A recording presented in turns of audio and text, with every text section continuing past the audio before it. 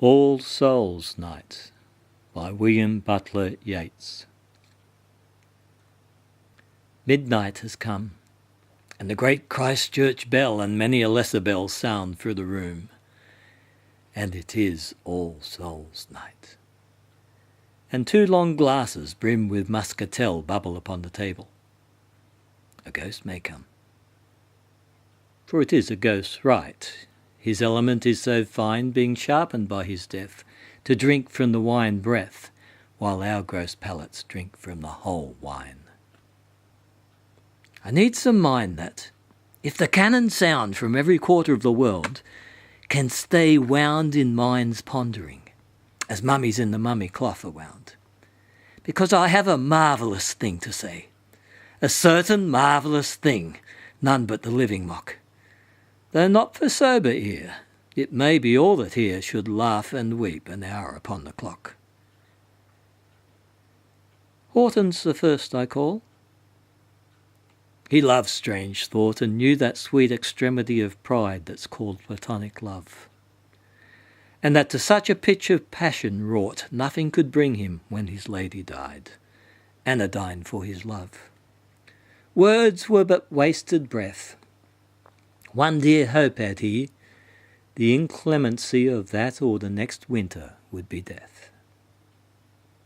2 thoughts were so mixed up I could not tell whether of her or God he thought the most.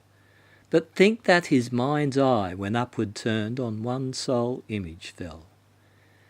And that slight companionable ghost, wild with divinity, had so lit up the whole immense miraculous house the Bible promised us. It seemed a goldfish swimming in a bowl. On Florence Emery I call the next, who finding the first wrinkles on the face admired and beautiful, and knowing that the future would be vexed with minished beauty, multiplied commonplace, preferred to teach a school away from neighbour or friend among dark skins, and there permit foul years to wear, hidden from eyesight, to the unnoticed end. Before that end, much had she ravelled out from a discourse in figurative speech by some learned Indian on the soul's journey.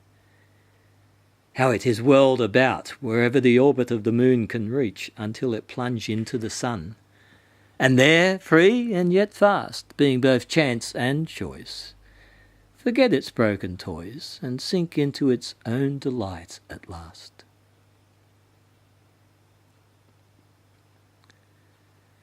And I call MacGregor from the grave,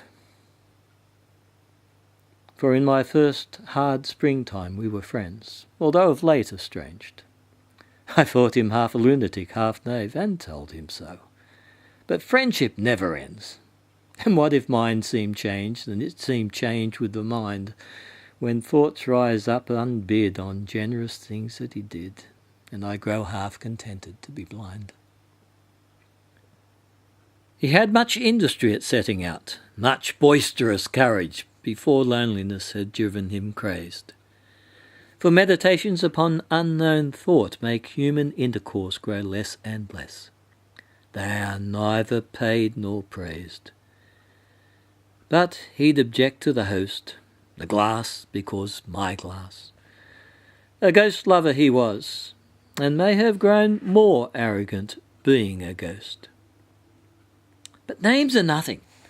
What matter who it be, so that his elements have grown so fine the fume of muscatel can give his sharpened palate ecstasy no living man can drink from the whole wine. I have mummy truths to tell, whereat the living mock, though not for sober ear, for maybe all that here should laugh and weep an hour upon the clock. Such thought have I that hold it tight till meditation master all its parts. Nothing can stay my glance until that glance run in the world's despite to where the damned have howled away their hearts, and where the blessed dance. Such thought, that in it bound I need no other thing, wound in mind's wandering, as mummies in the mummy cloth are wound.